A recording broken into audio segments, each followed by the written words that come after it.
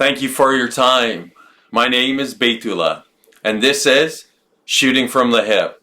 Welcome to the show. Slim, how you doing? I'm doing good. How are you? Not bad, thanks. Let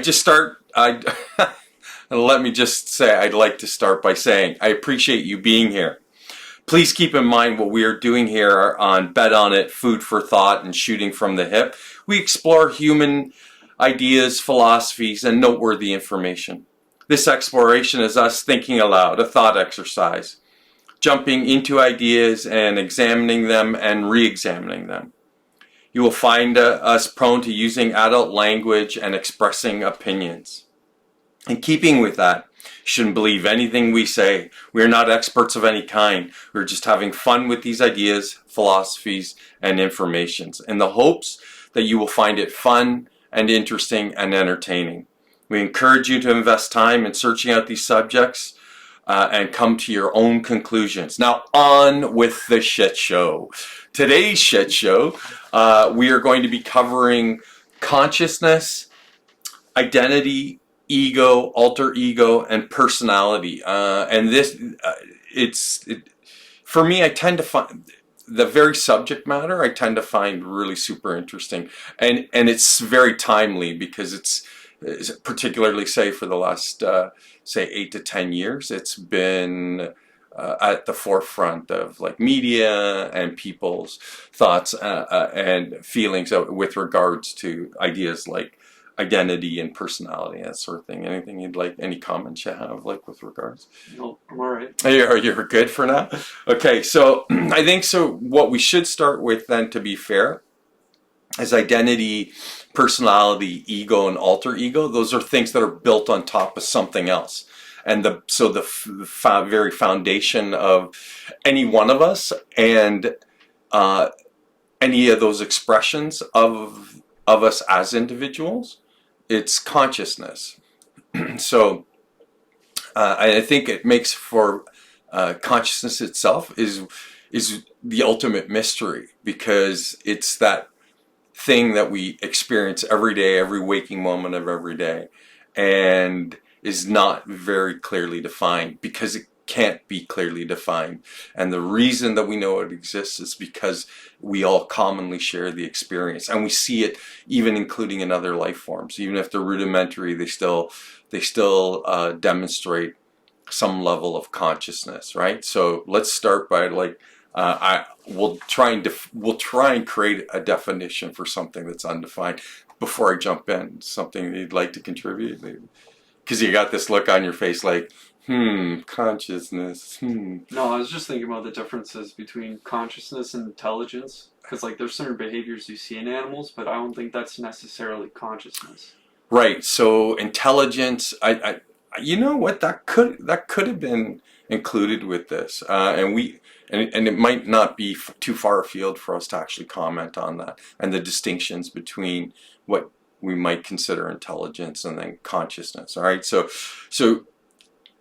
typically defined in any, if you look it up in any dictionary of any kind or do random search online and looking for the definition of consciousness, what you'll typically find is it's characterized or defined as the state of being aware and aware of one's surroundings and the quality and state of being aware, so that you understand that you understand. Is that confusing? So No, maybe no. that you understand that you are present, that you're aware that you're present. Right. See, normally I would say that's confusing, but I was just thinking about what's the difference between a conscious, intelligent dog and a non-conscious, intelligent dog. Like, you can get a dog to do tricks a bunch of times, and that's intelligence maybe, and it does require consciousness.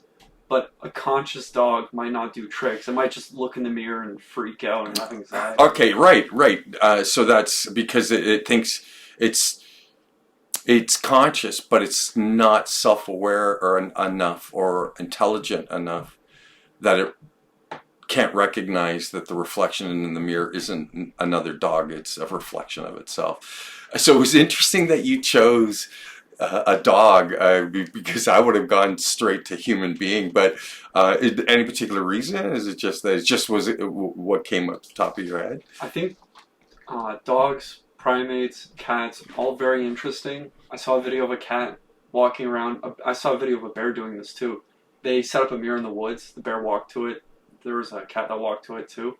Different video though. All right, right. Yeah, and it just freaks out because it thinks like, oh, It's another bear Yeah. or another cat or whatever the yeah, but it starts inspecting it. That's what's important to me.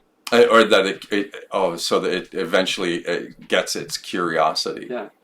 The specific reason why I thought dog was because I saw a video of this guy who had button layouts and they're colored. They had, which I don't understand because I hear dogs don't necessarily have the same vision as us.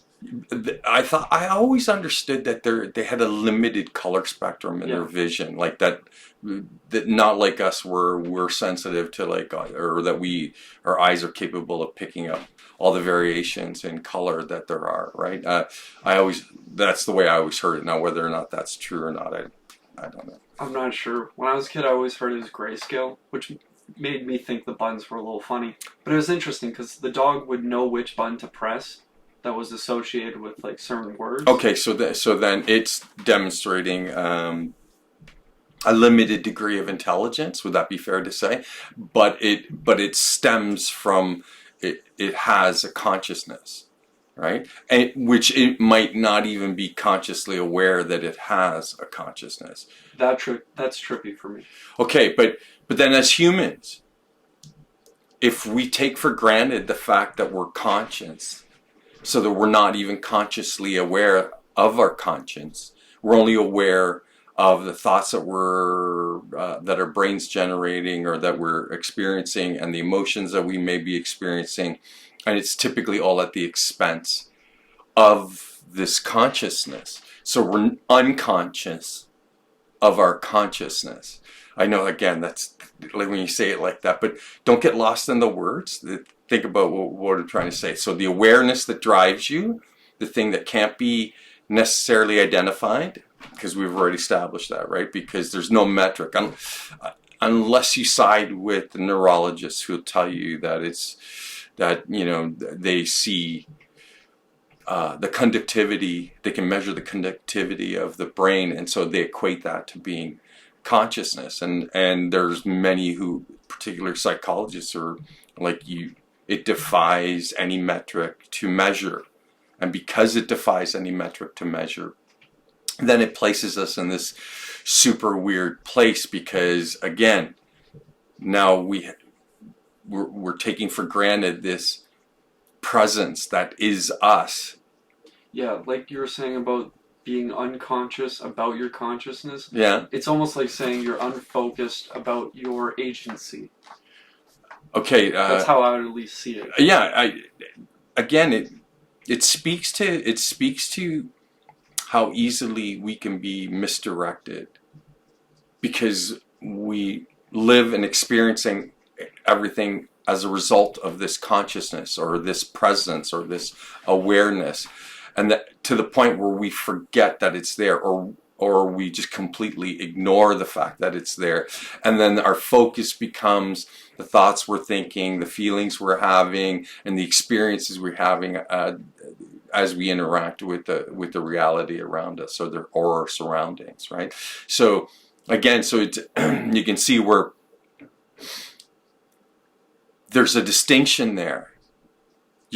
Most of us think of ourselves as those emotions and those thoughts and the experiences we're having and the surroundings and the reality that we're experiencing, that's who we are. And I would argue that it's that very presence that's behind all of that that allows for you to be able to experience all those things that you are experiencing, that's the real you. And that your thoughts, feelings, the experiences that you have, and the surroundings that you interact with, and the reality you engage with, they're the surface of the water. Yeah, like a lot of people I know refer to this commonly as like autopilot mode, where you're just not necessarily thinking about your actions. You're just kind of in between the id and the ego, or super ego. Yeah, so again, it would be fair then to describe it as, running on autopilot. I'm like, is that how you really want to live? I mean, it's a fair question. Like, I'm asking you, would you just rather move through the day on autopilot, or would you rather for the majority of the day feel actively engaged and seek those things that would actively engage you, where like now you're present, you're here, you're in the moment? Because when you say that you're on autopilot, then where are you? I think the best time to be on autopilot shouldn't be behind the car or behind the wheel or when you're trying to express yourself through like music or anything. I think the best way to have autopilot in your life, which I do think it's necessary to defocus. It's like right before bed, just when you're going to sleep, you let your mind kind of slow down, close your eyes, relax your face. And But that's okay. So then you can move into like the sleep phase, right? Like, and you don't want to be asleep while awake, of course. There's some people who don't they try and work towards that. They try to be awake while they're asleep. Hey man, Okay, that's a subject for a different time. So because consciousness is so notoriously difficult to define, there are at least three primary and different basic meanings, right? So even though we have sort of tripped far afield again, which is super interesting because I love this discussion, because this thing about us, again, I'm just really fascinated by, right? So in the terms of the way that we try to define it, the first one is we see it, consciousness, as a functional awareness and response. So like, you recognize what's happening and then you choose a course of action that's appropriate to, or inappropriate. I guess it all depends on which way you want to go at it. But you choose a response, right? So it's recognizing something, awareness of whatever experience you may be having, or the things that you're experiencing, and then you choose, like you have an awareness of them, and then you choose a response to them, right? The second meaning, and these all overlap, right? So even though we break them down to try to make it easier to understand, and this is the one that I always find interesting, because this is what we were talking about. So your experiences, your thoughts and your feelings, and your interactions with the environment. The second meaning is the subjective experience, and is only available as a personal experience. So that's the part that so many of us focus on, right? Remember, subjectivity. We speak to it very frequently here. And I make the argument that subjectivity is largely why you suffer, right? Because it's that part of you that treats whatever experience you're having as being primary and so important that you can't let go of it, and so then you keep reliving it long after the initial experience, right? So and subjectivity acts as a wedge that can act to divide us, because it's personal.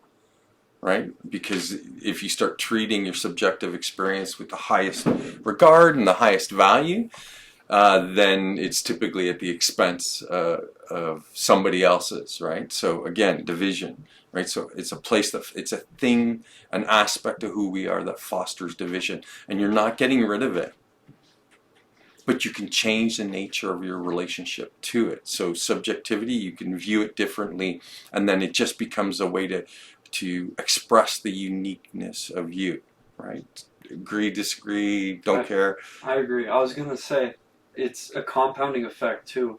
Like we've mentioned this like 100 times in personal conversations. It's like subjectivity leads to more subjectivity. Right. And that self-referential thought, it's almost always negative. Right.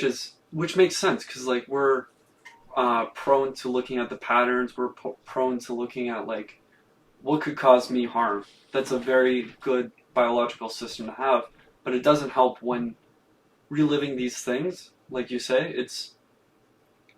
creates anxiety and Yeah. and Because you're concerned about your identity, like, oh, my history, my future. but again, again, the subjectivity is fueled by that portion of the brain that's a random thought generator, the stimulus, or the default mode network, the stimulus independent thought, and our emotions. They always, again, feed into that subjectivity. And if everything that I said about subjectivity being the source of your suffering is accurate, then all those things that feed into it, you need to mitigate them, or at the very least find a way to curb their influence. And so again, the argument I make is that then you have to master those aspects of who you are, and you do that through training, and it's a way to take away the potency from that. And then so you still have a subjective experience, but now it's not driven by, like, random thoughts and your emotions intensifying everything that you're experiencing, and then compounding things, and typically for the worst, right? So all right, so the third meaning is the explicit self-consciousness, awareness, and is only present in human persons. So remember what I was talking about, that presence, the awareness. I would make the argument that that's who you really are. You're that. I guess you could use the word. I was gonna say you are that energy, that is whatever that is, consciousness. So you can equate it to a much larger field of energy. You want to even get into a metaphysical kind of way. You could say maybe that's the source then of all ideas that revolve around like divinity and God and all that stuff. So that, and if we're all manifestations of the divine creator. Remember, I'm not spiritual, but it could, when you talk about consciousness as being like a sea, and that each and every one of us is just a drop of water in that sea of consciousness, or a drop of consciousness, then we're the extensions of that very field or energy or consciousness, period, that's pervasive. It's everywhere. And then some of us are, the way we're designed, we experience it in different ways. And what do I mean by that? You brought up a dog or a cat, a bear, animals. They have a limited expression of that awareness and consciousness, right? So you can tie that into intelligence. But because we're high order thinkers, we're highly intelligent, it gives us then the capacity to look at that thing that we all share. And incidentally, one of the few things that we all share, regardless of whatever distinctions you make between you and somebody else. So it's consciousness, the fact that we're here. There's no disputing those things. We all share consciousness. We're all here, and we're all gonna die. So those are the universal truths, if there were ever any, and it only relates to the experience of being here.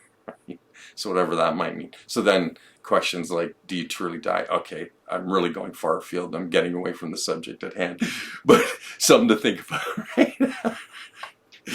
Yeah, if I can add to that, to bring it back, it's kind of silly how we abstract things to such a level. Like, it's a superpower, of course, but we do it to almost our detriment. Like, some animals, they don't necessarily have to think about what's going on.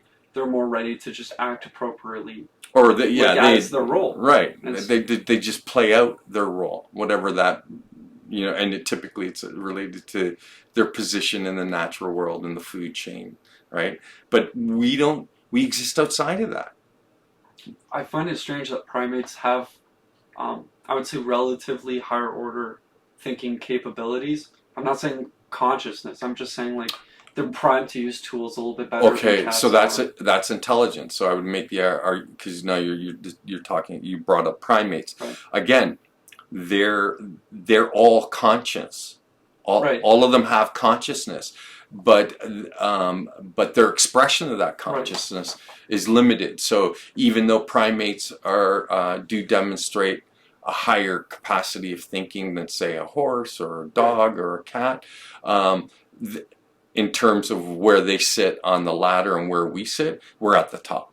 It would be interesting to see if intelligence is a biological factor that you see in some animals, like primates, which have like thumbs and they are almost bipedal. Well, remember when Here, I was gonna get to some. Oh, okay, sorry, buddy. It'd be interesting if there's a prerequisite in biology in order to gain consciousness. Like there's something that's physiologically adapted better for this consciousness, whatever form it takes. I don't know. Okay, that's an interesting point that you make. That like at some point, like as an organism evolves, that it has to achieve a certain level of like, I don't know if biological competence or advancement, like advanced nervous system biology allows for that then, or has to be a prerequisite that allows for like higher order thinking. But remember when the episode we did on transhumanism and artificial intelligence and synthetic intelligence, and the transhumanists had a Bill of Rights and they recognized any form of sentience. So you could take a rudimentary organism like a dog and a cat and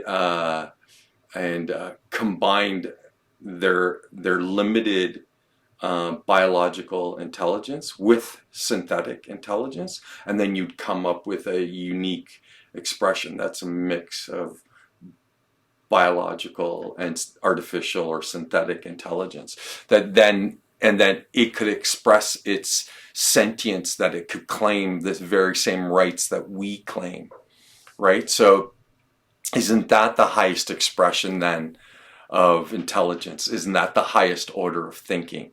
Recognizing that here, the fact that you're here alone is reason enough for why you're valuable. But again, your value's not more or less than the value of any other expression of intelligence, particularly a high order expression of intelligence. Right. Jeez, wow, that's trippy. Right, like we had that whole episode about the sperm whales that can communicate vast distances. Right. All these things, like, what if they're adapted for the kind of intelligence they need? Like, their consciousness might be different. Well, no, their consciousness is the same as us, but their awareness of self, the fact that they're conscious of themselves, that could be different. Their expression in terms of like intelligence, they could be high order thinkers who are more closely kind of hamstringed by their environment. So the environment dictates so much of their existence, right? Because they live in fluid, where we move through a gas, we move through space. And so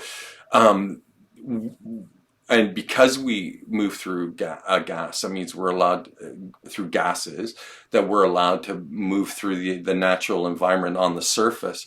And because we have the capacity to grasp opposable thumbs, it's allowed for us to become tool makers.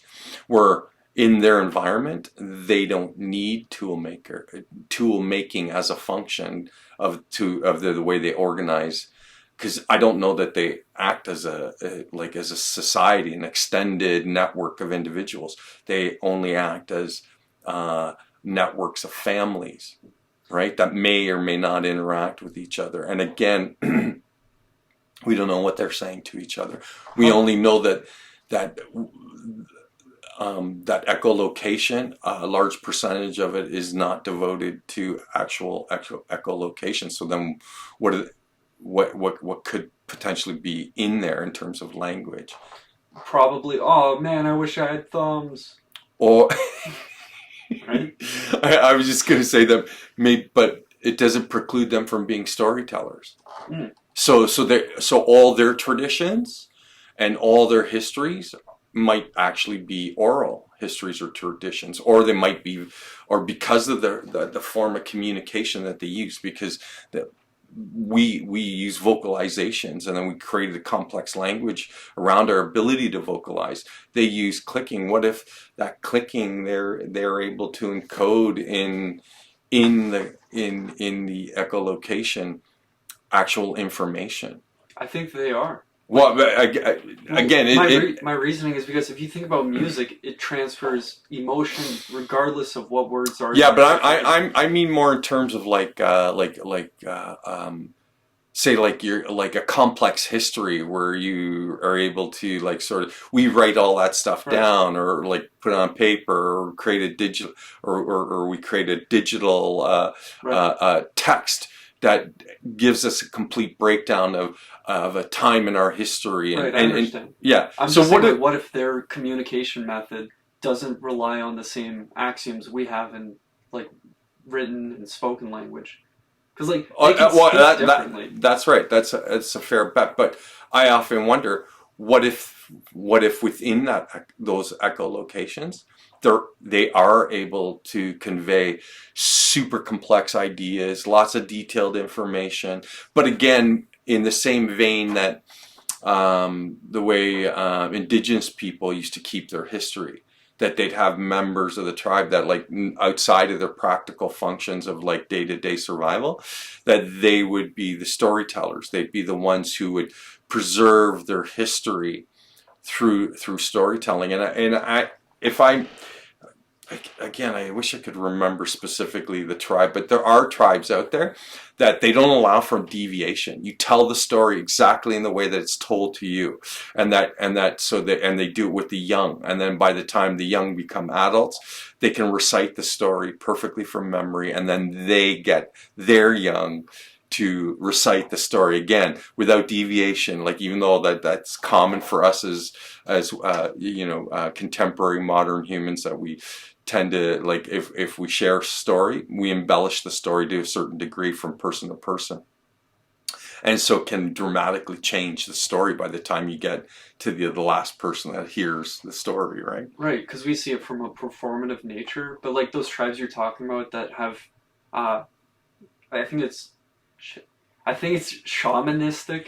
Yeah, I think it's more, but again, they're really tied to the natural world. Those kind of traditions they're not exclusive to any one single group, right? Right. It's typically a shamanistic hunter-gatherer cultures, yeah, right. Like so, because the shaman represents. I'm speaking about the role that has this importance of like morals, history, and also like. Right, the same things that we get from storytelling that we do, but the advantage we have is you don't have to embellish it, although we do all the time. But you can get an actual or an accurate account of things as they happened in history by just looking up a particular text. It'll give you the complete rundown of whatever specifically went on at any given moment in time in history. And particularly in the recent history, when you get further and further into the past, we lose detail, right? And then and this is what I don't understand. So if what I just said is true, the further we go back, we lose detail. So then the people who study that, are they presenting the information unbiasedly, or are they embellishing the information? Right, so it's something to think about. So it's particularly when we go further back, where there isn't a lot of text, there's not a lot of definitive information that clearly demonstrates what was going on at and when I'm talking about like in excess of say 5,000-6,000 years ago. Because it gets really misty, it's cloudy, we don't have a very super clear picture, right? So then I go, how much then of the experts who are studying that stuff, how much of it are they embellishing, particularly if they're operating from subjectivity, right? So and again, we've discussed endlessly like the counterbalance to subjectivity is objectivity, but an unbiased objectivity, right? So that requires like a critical eye, so you become the critical objective thinker, right? So again, something where most of us aren't even aware of, that you can change the nature of your relationship with your subjectivity, and then can train yourself to act and in the role of the observer and to be objective in that role, so that you see things, I'm going to say more clearly. Does that feel right? Sound right to you? Yeah, it's understandable. Okay, cool. Okay, so there's this thing that we keep. I'm going to bring it back to consciousness. So this thing that we're consciousness. Neuroscience says that it is generated and located in the brain, and it emerges from brain activity. But remember, experts in other fields, like fields of like behavior and human thinking, they're the ones who are saying that you can't actually technically, there's no metric, there's no measurement system out there that you can apply to consciousness.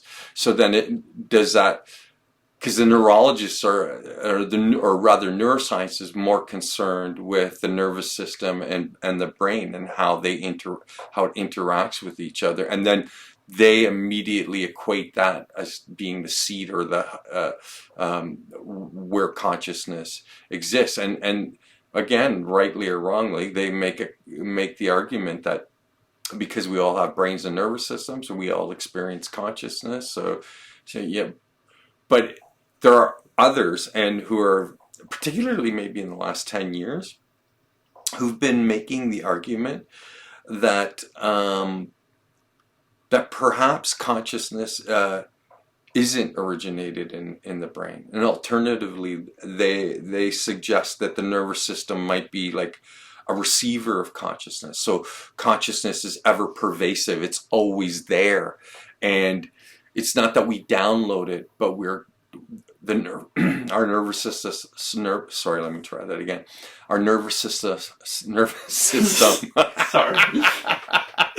allows for us to tap into this field of consciousness, right? So before I equate it to a sea, and I've often referred to it as an ocean, and that perhaps the nervous system is like the equivalent of a radio with an antenna. Yeah, one way I've heard it explained is like we're walking through this, like it literally sounds like other theologies that describe consciousness as like this giant ocean that we're all being through. They say like, oh, it's electromagnetic signal that we don't notice, because it's not like you're getting electrocuted, it's not like you're walking through a magnet. It's just small enough to make quantum entanglement changes in your brain, and then that's how we get our thought. Like, there's a hard system in our brain. I like calling it the squishy system, because it does all the stuff you need it to do. But the fundamental like thoughts that we have don't come from us. They come from the interconnectedness between the physical system and the radiated energy around us. And this is like, and would that also then and include like our interconnectivity with every other experience or individual that expresses consciousness, and that would include everything, like not just us higher order thinkers, but all things that express consciousness. Yeah, I've seen this in a lot of YouTube videos, or similar to this. I don't want to say it's woo-woo, but I've been saying it's woo-woo because it's so well, the reality, it is super interesting, but the reality is, like, part of me is like, clearly we don't have the capacity then to actually measure any of that, to confirm or refute it. So we can't confirm or refute it, and so we're left to operate from this position of not knowing. And then we exercise, like, again, you exercise intelligence to try and come to conclusions on what very little information there is, right? But sure are super interesting and endearing ideas, right? Like, yeah. I mean, come on, like the idea that perhaps like that it's all a network of a much larger like consciousness, and that we're just unique expressions of that. So when you hear people say oneness or one, that's how we're all one, right? So and our interactions are just with each other and our surroundings and other consciousnesses are is that consciousness learning about itself, which is again even more trippy. You go then Yeah. we're the sensory organs of this ever pervasive field of consciousness, and it's how we are provide feedback so that it can learn about itself. Right. That's trippy. Yeah, I've mentioned that before. I always thought it was interesting. Yeah, again, this is not the first time that we've tripped over this, but like to be, instead of it being kind of drawing it in as a sideline into the conversation, it is the conversation, right? The funny thing is that makes us the most meta thing that we can observe and understand to be meta. Isn't that trippy? Again, another mind-blowing thing. You go so I think that again, most of us. Oh yeah. Go ahead. I just want to interject this. The really interesting thing is like all these ideas that are becoming more popular because well, you can thank the internet for that because it's made all this stuff super accessible. Right. It might be the form that it takes. Just because it's comforting, it makes sense logically if you go from like the perspective of there's no scientist, you're just thinking about what consciousness is. This is where I would naturally go. It seems realistic to think of it in these terms. But the interesting thing is you see in theology. So it's either the form is correct and that's how we see it because that's the way it is and we all see reality that way.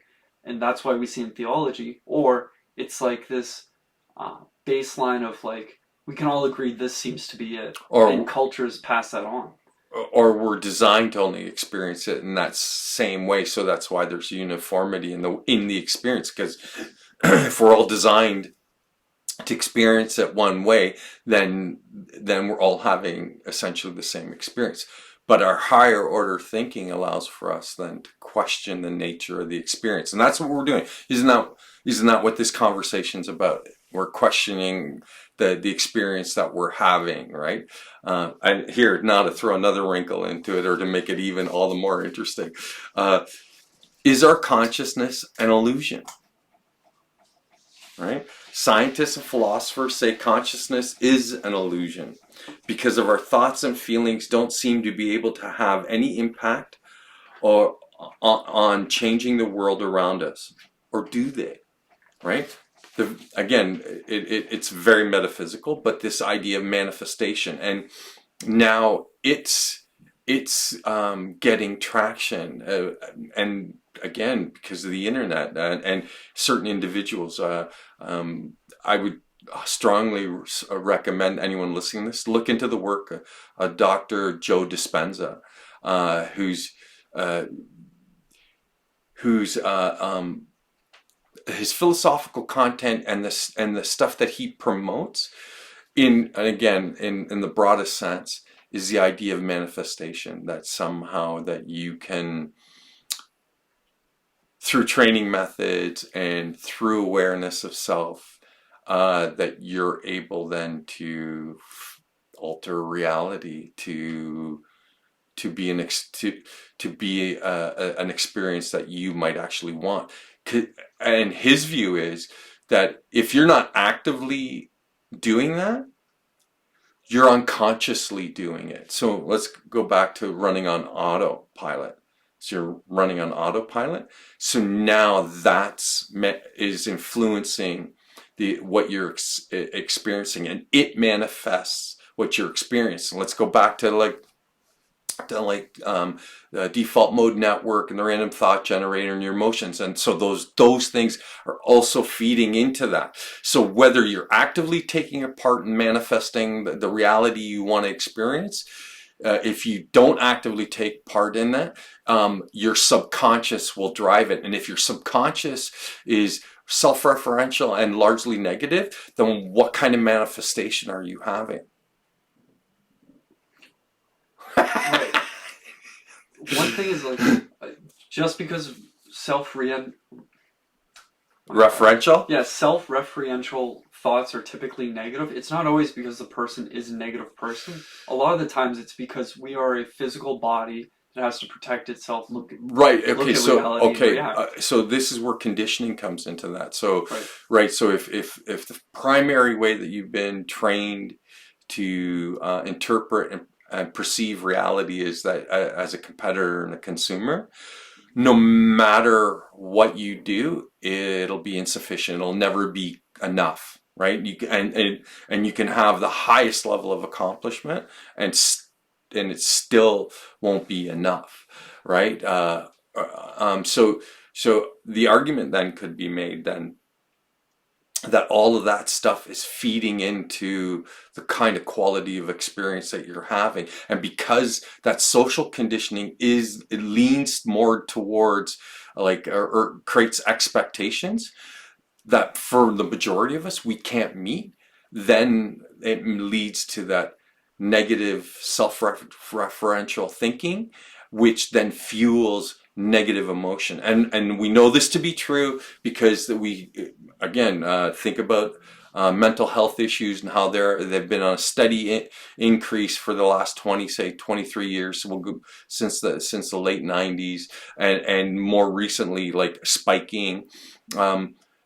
Things like anxiety and depression. And so if you're trapped in those cycles, then what are you experiencing? More of the anxiety, depression. It's all driven by all these things. So then who's in charge? Is the autopilot running the show, or are you? Again, this is why I make the argument, self-mastery has to become the purpose to your existence. Because then if Joe Dispenza is right, then that is what will allow for you to actively to produce or manifest a reality that you would truly want to live and experience, I have a or not. Right. I have a prelude to this idea that I want to share. Sure. Like, it's very evident that the physical, was it the network in your brain? The default, or you mean the opposite of the default mode network? No, the entire network, like okay, cerebral something. Okay, so you have two hemispheres to the brain. It's fine. Regardless of what it's called, throughout your whole brain, there's like all these little neurons doing their thing, and they reform, or they inform and form yourself. So you're constantly growing on a physical level, but there's also behavioral things that are backed up just because you're used to that pattern. Like, right. So that's conditioning, right? So that it establishes a pattern, and now you're repeating the pattern. Right. When you're looking at this as an echo chamber, it's easy to realize like there's a lot of things that could be sold to you, and the idea that you have to be conscious, you have to be aware of what you're doing, what you're thinking. You have to be conscious of your consciousness. Okay, that makes you less susceptible to be, I would say, monopolized on. This idea we're consumers, because reduced to simply competitors and consumers. Right. But that's what you're talking about is metacognition. So that's the aware. So now that you have to learn to have an awareness or to experience metacognition, which is the ability to look at your own thoughts and your thinking and the behaviors they produce. But most of us, if you're on autopilot, and you're the one who said it, if you're on autopilot, are you exercising metacognition? Are you aware of the thoughts that you're thinking? Most of us aren't, right? And the behaviors those thoughts produce, most of us are just basically we're that monkey that's given a button to push, and that button leads to electrodes that are tied to the pleasure centers of the brain, and every time you push it you get a jolt of pleasure. Well, you're that, and then you become hooked on it, and now the monkey can't do anything except push the button. So you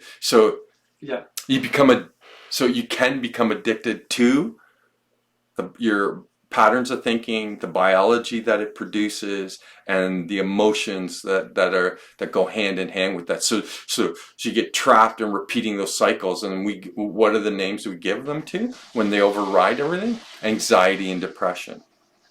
I was gonna say it's interesting when you mentioned, or it was interesting for me when you mentioned that there's this, you degrade slowly into a certain pattern, like this metacognition. If you lack it, it's easy to be sold on. Like this is what I was bringing up before. I was watching. It's I don't want to get this wrong.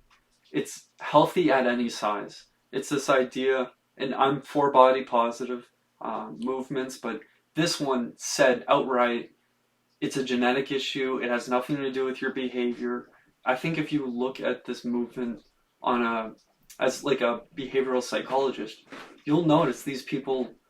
Not to be rude, like I understand how they could get there. Life is tough, but they lack metacognition. And then every time there's something that went against their, well, I guess their ego, they would just immediately go, "Oh, it's not. Yeah, it's not my fault. It's a chocolate bar." All right. So they would seek. Yeah, but so that's just them excusing the behavior. But then it's because they derive a certain degree of comfort from, again, certain types of foods. So how's that any different than the monkey pushing?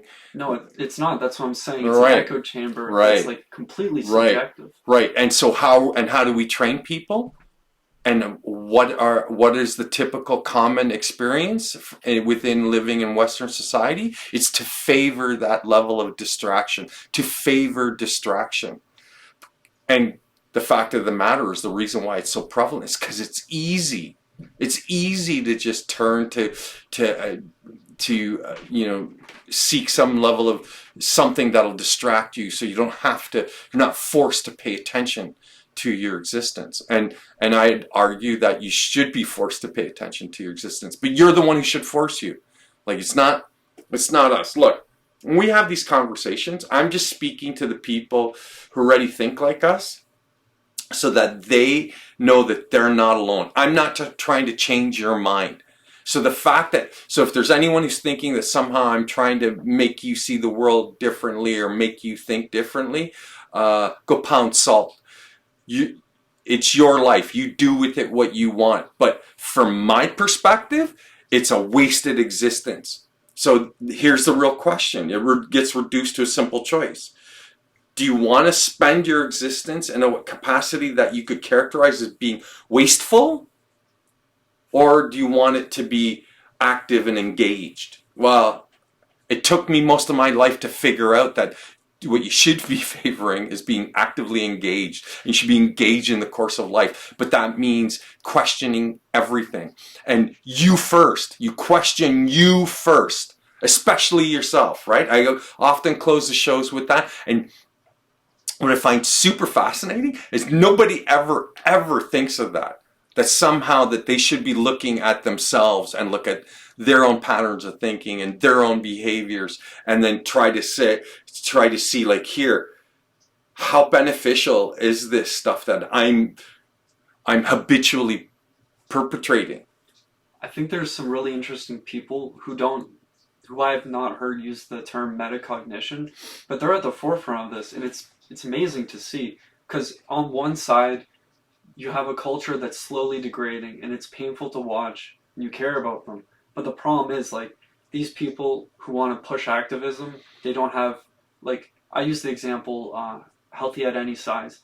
These people do outright act like activists, but they're gonna die early. There's all these, like, very real things they have to take care of. So it's unfortunate to see this, and that's pushing, I think, a large population, but it seems small relative to what I see.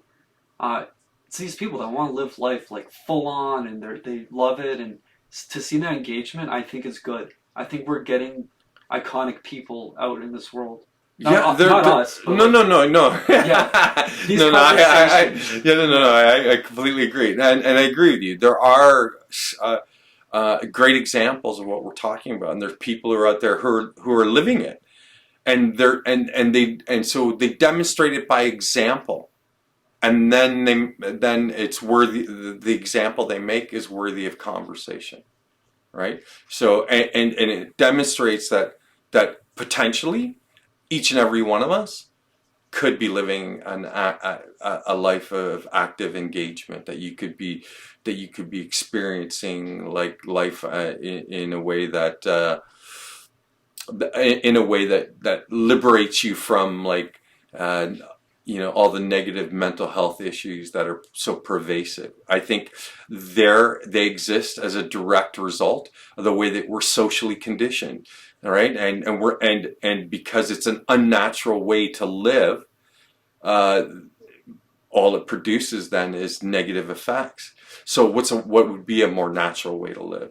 Well, to not just where you're not eating now simply to distract yourself, but you're eating to fuel the machine. So eating for pleasure is somewhere in there. How much of it is again left up to you, but the majority of what you eat is so that it's good for the body, and it's good for you, and then it translates into virtually everything else you do after that. That now you're seeking the highest quality in every human capacity, and then you go here. Doesn't that create active engagement? Aren't you suddenly having could you describe a life like that as being enriched, as being satisfying, as being rewarding?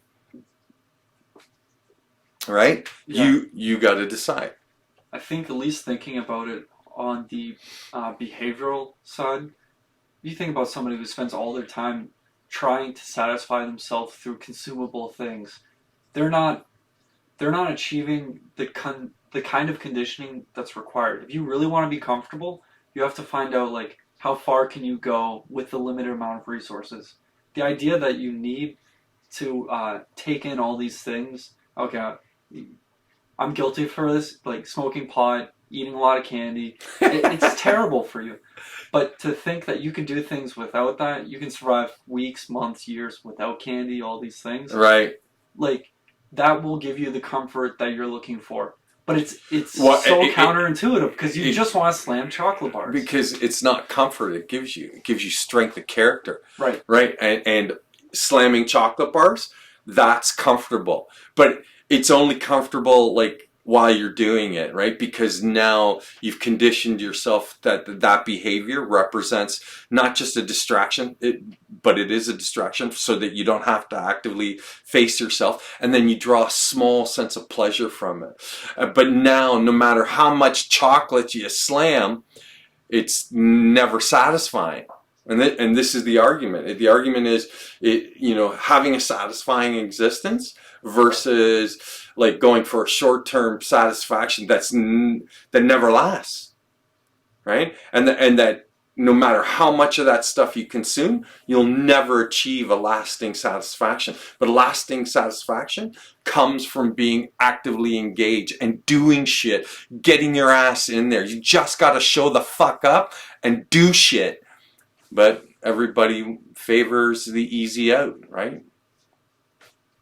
I think if people spent more time speaking about their own concerns, like it doesn't necessarily have to be concerns, it could be interests, anything. Right. Just communicating. That's one way to lead a more healthy lifestyle.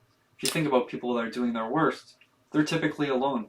We're social animals. We need to actually interact. Yeah, but here's the thing. If you're actively pursuing the things you love to do, guess what? You're going to encounter other people who love to do the same thing. So then you meet that need for being sociable. Like, and it's founded on something that you both gravitate towards. What better foundation for a friendship or a relationship could there be than the fact that you both are have this interest or a passion, and then in the pursuit of that passion, now you get to interact with each other. I mean, it's very important to have the distinction between passion and like a want, like a need versus but you could equate it to interests, like right. I was just thinking the way you worded it, how funny would it be if someone's like, "Oh, I can't wait to spend time with the dispensary guy." It's like, come on. Okay, that's just that would make for a great comedy sketch, but it's just again, it's the kind of it's the kind of behavior that you hope nobody ever expresses. But there are people out there who are so trapped that they do for a moment they'll have a spike where they're excited because they're going to the dispensary because again it's a dopamine fix because they know they're what it leads to. It's them getting their shit and going home and then getting baked, eating their favorite crap and watching episodic television or whatever. Yeah, thank God for Netflix and Hulu. Yeah. I'm going, fuck. You reduce your life. That's what you reduced your life to. Excellent. Highest quality. Good for you. Yeah, it's pretty rough. Like, I'm a stoner for sure, but I've known people. I can't say I'm friends with them now, but they're those wake and bakers.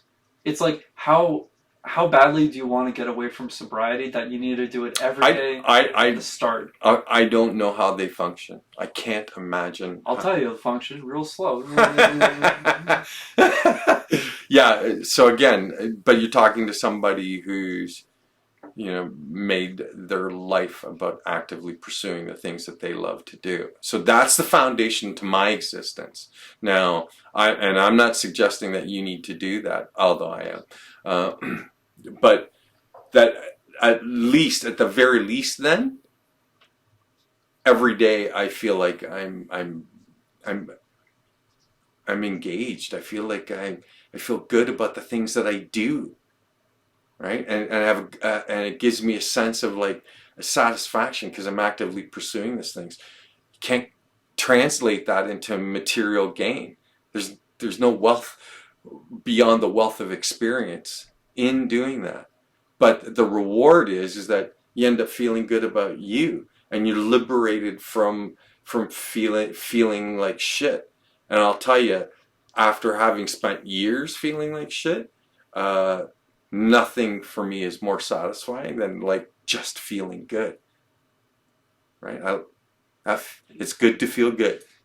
Yeah, to be fair, that's like you're putting intentional stress on yourself so you can feel good. The people that are avoiding stress by forcing in the good feeling by like eating chocolate, pressing the button, whatever. Right. So it's favoring distraction, right? It's distraction that drives that behavior, and that behavior feeds into the default mode network of the brain, right? And remember, again, it's that negative aspect. It's tied to your subjectivity, where when you actively pursue the things you love doing, that favors the task positive network of your brain, which makes you more energized. It gives you a higher pain threshold. It makes you more present and active in the moment. I go, come on, like even listening to me describe it, I'm going, there's only one clear direction to move in, or at least as far as I see it. I think it's funny how it works mechanically because you kind of have to put the cart before the horse. You have to try hard before you feel good. You have to. I would argue that because you're talking about cause and effect, that I would say that getting in the right mental state creates the cause. So that the right mental state is the effect, right? So so what you're doing is you're following cause and effect. When you're slamming chocolate bars, you go slam the chocolate bar, which is the cause, and then the effect is it's good. Whereas with what I'm doing, that the approach then becomes that I already know in my mind it's good. And then because I know in my mind it's good, I'm more actively going to physically pursue it. So now so now that I'm already feeling good, and now I create the cause, the thing that actually creates that good feeling, right? And remember, Mihai Csikszentmihalyi talked about the flow state, and it was everything I talked about in the task positive region, that this part of the brain, that you can activate it, and then you can experience flow. And flow is that energized state where you're present and you have a higher pain threshold and tolerance. Come on, like to me, it's a no-brainer. But I go, that's just me. Right. I'm a little caffeinated right now, so I feel like talking about states of mind is kind of hypocritical, but it's really interesting to see how states of mind work. Like, I think I've mentioned before, I'm not sure if this was on the podcast or just In conversation. Yeah. If somebody is feeling negative about themselves, or not necessarily about themselves, more towards like, actually, no, yeah. When it's self-referential, you actually have to find ways to feel good before you can feel good. Like, you have to think about gratitude, abundance, all these. Yeah, but you're not going to find that in self-referential thinking. It's Exactly. only when you liberate yourself from you being the reference point, and then now you make it about the experience. Yep. That's when you can, because when you make it about the experience, that's when you can not only experience but express gratitude, love, real love, because you're doing things from a position of affection. That you want to do this. You're not forced to do it, right? Does that make a difference? I forget what that state of mind was called. It's a colloquial. Oh my god, I can't pronounce it. Colloquialism. Yeah, it's this term. I want to call it the abundant state of mind, but it's essentially what we described there. Yeah, so that you're already commenting that you're not lacking, that you already have everything that you need. Yeah, but if you're conditioned, socially and psychologically conditioned to be a competitor consumer, there's no abundance. You're competing because there's a lack of resources. Which is wrong, because you're the generator. You make it. You have to realize. Right. So then this idea that you're not without anything. I don't, again, an abundance mindset where that the world is full of things and that are accessible to you. So you're never without. You never have to be without. But instead of focusing on that, it's not enough. It's not enough. And that's the subjective part. If you look at, because I feel like somebody's going to mention this, and it does deserve to be talked about. That's subjective referential thinking. Self-referential thinking. The coffee got to me. I'm talking too quick. It's okay. I love coffee. But in an objective situation where, or in a situation where there's objective issues, like it's not subjective.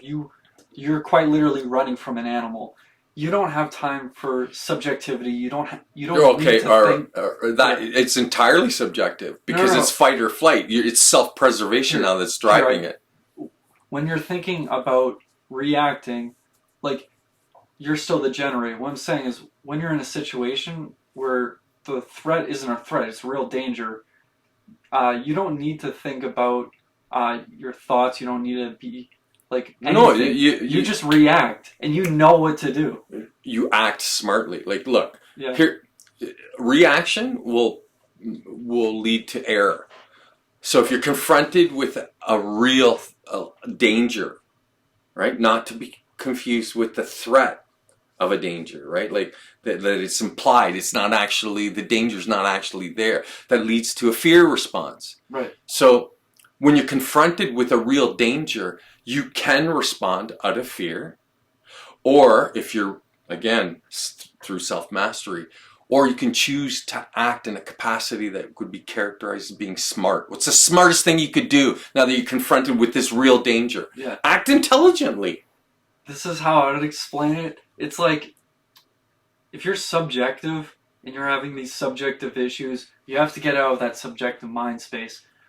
But when you're in a situation where there's an objective danger, like there's a fire behind you, you don't think about the process of thinking. You don't have to do anything.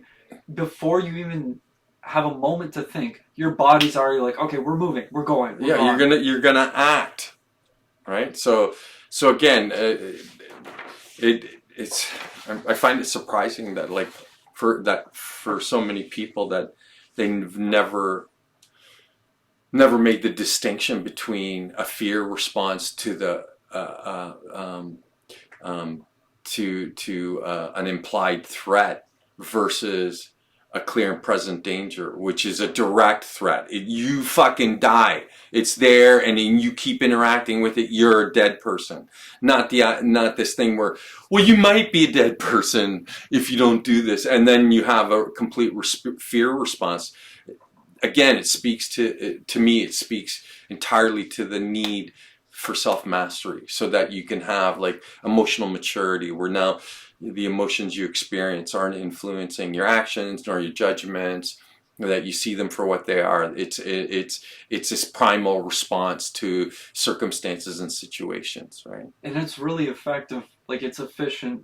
If you're in a situation where you have time to think about, is this a real issue? That's fine. But when you're in real danger, you have no way of going, oh, am I being silly? It's like you see a fire, you're gone. Well, yeah, but you act appropriately. So like when you say you see a fire, you're gone. What's the smartest thing you could do? Depending on the size of the fire, you might actually try to turn the fire out. Right. Or if it's so large, the best thing you can do is put as much distance between you and the fire as possible, right? The situation where there's a small fire, you have time, and I think you process that before you realize you're processing it. That's why you think about it. Whereas in a situation where you do have to go immediately, you don't have time for your superego or your ego. It's all id. Like, you're all instinct, and that behavioral response is what I find very interesting.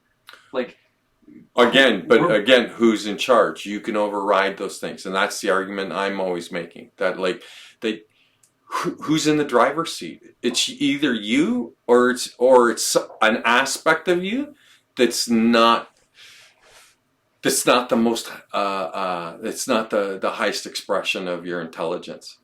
One thing you suggested to me that I thought was pretty funny is, if you try taking even like 6 seconds, you try to have the water on cold when you're taking a shower, everything in your body will tell you, get the hell out of there, you don't need this. But if you're consciously aware, you can go, I'm very uncomfortable, that's it. Right. And is it a threat to you? No.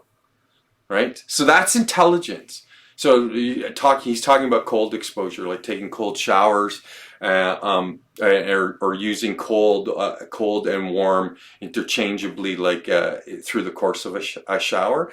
That you could see where if you put somebody in a cold shower where they might respond entirely emotionally, they'll flip out and lose their shit like it's a cold shower, that the experience is so negative to them that it drives them to react to the experience. Or, as you stated, if you pause long enough, then you go, oh, I'm uncomfortable because it's cold, but it's not a real threat to me. If I stay here for too long, it might be, but for this short duration, it might not be exactly horrible, right? That I'm in charge. It's like there's a difference between danger, fear, there's always and a difference. Discomfort. Yeah, there's always a difference between those three things, right? They're different things, right. But we view them as very, very similar. Or worse, the same thing, and they're not. Right. Right. And then again, it speaks to who's in charge. Right? Is the discomfort running the show? Is it your fear? Right? Or is it the danger? Or is it you? And I always argue that it's you, and you would be better served by sitting down and taking control of the bus or the car. You're the driver. Don't allow for those other things to be driving your experience. You can choose your experience, right? And when I say your experience, you choose how you're going to act with regards to the circumstances you're confronted with. You can lose your shit, you can fucking get angry, you can do whatever the hell you want, or you can go, here, I'm going to right the ship. I'm going to do what I need to do. Right? Okay, so I think that was fairly kind of expresses the ideas of consciousness and awareness of self, and the fact that you might be conscious of your own consciousness or not, right? Which is what we clearly established. So I think that it might be well served, and then for us to move on to identity, and identity now has become this trigger word where where people react very intensely and emotionally to this idea of identity. And identity, just to be clear, is defined as the fact of being a who or a what, right? A person or a thing. It refers to our sense of who we are as individuals and members of social groups. It also refers to how others may perceive and label us, right? And again, within the context of the last 5 to 10 years, it's really at the forefront of conversation. And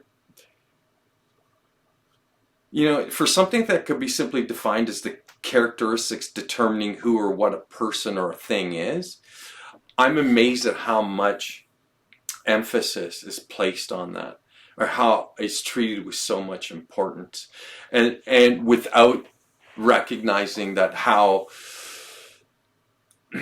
it's such a personal thing that it shouldn't matter except to you, and then you express it in the way that you would choose to express it without weaponizing it or politicizing it and into turning it into something to divide us further from each other. If all our problems stem from division, then the way that we approach it further feeds into that division. So it's divisive. It doesn't have to be, though, right? It's divisive because it ties into the subjectivity that we just finished talking about, or that, the perception or interpretation of yourself, that somehow it's of so much value that it's not good enough that you express it in the way that you would choose to. You want everybody acknowledgement and validation from everybody else in doing that. And in the doing that, all you're doing is again further, it contributes further to dividing us, right? Ideas, thoughts? Yeah, without getting into any specific topical issues, it's strange when somebody says, you have to do this because people will, end their life if you don't. Because that's a huge issue. We all love each other. We all want each other to be safe and happy. But when there's an implied threat, not even implied actually, because they outright say, people are killing themselves over this issue. But is that a failure? Then is that a failure at a societal level, or is it the failure at an individual level? Individual. I'll get to that. It's like when you have. Okay, I actually will use an example. When these. Don't. Okay. When somebody treats their identity as paramount, and not only is their subjective view so paramount that you have to affirm it, then it doesn't give them space to actually grow. It only feeds into that subjectivity. That's right. So they become trapped then by that subjective worldview and their identity, which feeds into that subjectivity, right? And so much to your point, it prevents them from the capacity to evolve, right? Because now they're trapped by the perception or the way they interpret themselves. Yeah, that's the thing. They shield even the chance that you could question them, because they say, oh, even questioning how I feel about a sports team, as an example, you can even question a certain it doesn't have to be a fact. It just has to be a set of circumstances. If you even question that, you're against us. You don't care about us. It's like that couldn't be further from the truth. We care about you. It's just we believe your individual subjectivity has overridden your metacognition and your objectivity, right? So it's clear what you favor, self-interest, right? Because that's what all that. You can lump subjectivity and identity as an expression of self-interest. And identity, when it's done really, really, really well, it becomes this beautiful piece of art and a unique expression of the individual. And you, the individual, get to define what that is. But the moment that you impose that your very specific identity on others, you're the tyrant, right? And if the problem was that the tyrant enforced or socially conditioned you to be a consumer and a competitor, the answer then is not more tyranny, right? How is it? How is it that people are incapable of seeing that the answer to tyranny being more tyranny only seeks to further divide us, and again is problematic. But instead of them addressing, or any of us addressing our identity, and my argument always is that it's not real. It's a thought construct. It's the idea of you. Right? So now you want the idea of you to be, they all argue, well, we want the same equality as anyone's idea of them. Well, I go, it's not any one individual group. It's all the groups treat their own identity as somehow being, primary or paramount over someone else's. It's the kind of value that they assign to identity that's problematic. Right? Because they treat it as though like it's absolutely meaningful. It's only meaningful to you, the individual, and you're the only one it should be meaningful to, right? And you actively pursue it in whatever way that you would choose. That's freedom. I was thinking about a different issue than the one I think you're thinking about, but it applies to both. Like, well, no, I'm going to be real frank when we're talking about identity. I don't like the fact that it's used as a wedge to divide us further. When it's, again, if it could be characterized as an illusion. It's not real. It's the idea of you, right? Well, instead of coming at everything from this prescribed kind of view, that you just, because that makes you closed. Everything has to meet this certain level of expectation. right. Where the alternative is that you're open, right? And you're open to everything. And I don't take issue with any other human being, right? With the exception of them trying to physically and forcibly impose their will. Then we'll have a problem. And I'll act in a way that's appropriate to that. But beyond that, I don't even treat my own identity with any real value. It's meaningless to me. It carries no weight. But if I do it right, like I said, it's just art. I can have fun with it. It becomes this creative way to express who I am. But does it mean anything? No, right?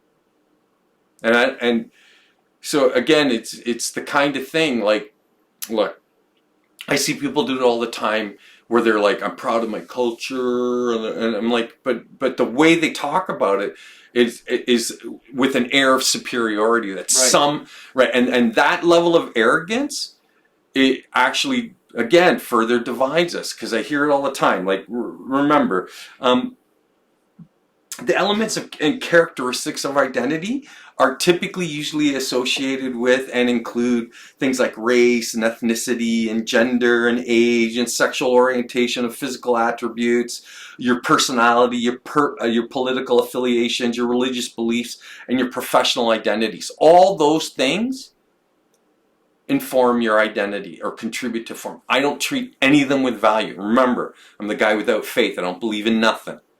Right? So I don't treat any of this shit as somehow carrying substantial weight and that we're supposed to bow to it. I think the group you're alluding to is very similar. I'm not alluding to any group. All I'm simply stating is if your identity is built around the idea of race, ethnicity, gender, age, sexual orientation, physical attributes, personality, political affiliations, religious beliefs, and professional ideologies, if that's the foundation of who you are, and you use that as a way to differentiate yourself from everyone else, but to the degree that like somehow that your version of those things are more important than someone else's version of those things. Right. I was going to say individual physical characteristics don't matter, but when it comes to personal skill set, behavior, like it's acceptable to say one person is more competent than another. That's right. Different. Now we're talking about exactly skill development. Why don't people talk about how productive people are, what skill set they bring to the table? Like, what conditioning makes them a better videographer versus a musician or this or that. Okay, so That's important. I agree. Okay, so so if you're going to make the distinctions and say that that this is where we're going to be different from one another, it's in the quality of the skills that you present with. And so if your skill level is low, then your expectations should be low.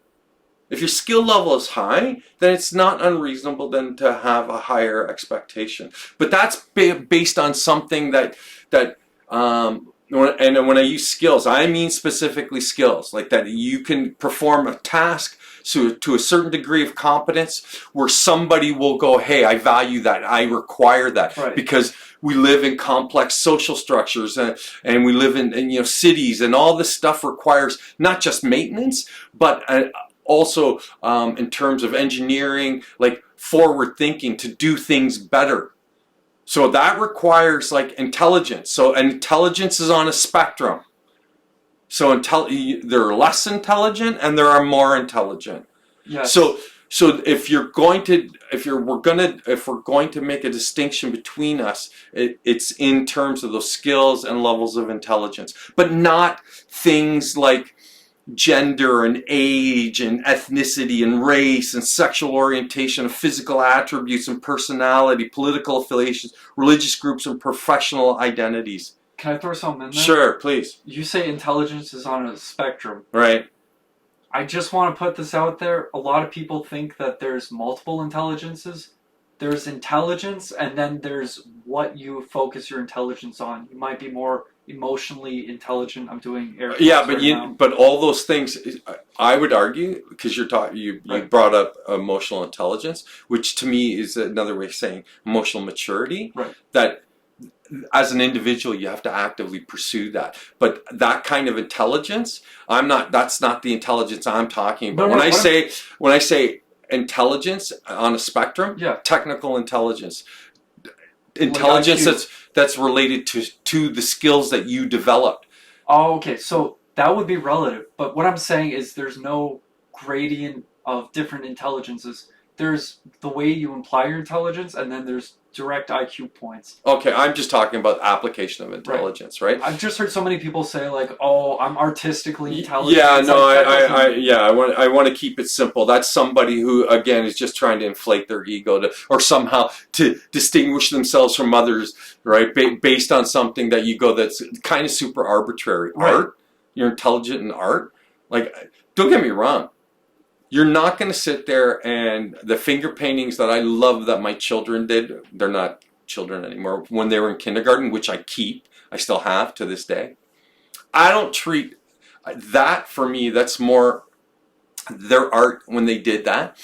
I'm nostalgic about that. So that's why I keep their art. But I don't sit there and look at their art and go, it's equal to a Picasso or Rembrandt. I go, those were highly evolved artists who demonstrate high quality skill level, right? And is it less meaningful than the finger paintings that my kids made? No, to me it's not. I go, to me it's just painting. But if we're going to talk about competence, well, right, then those artistic masters they're not artistic masters for nothing. They represent the highest quality of ability and skill, which is what we should all aspire to. I had to bring this up because I hear so many people saying like, "Oh, I have this intelligence and this." They're mainly people around my age, maybe a little bit older.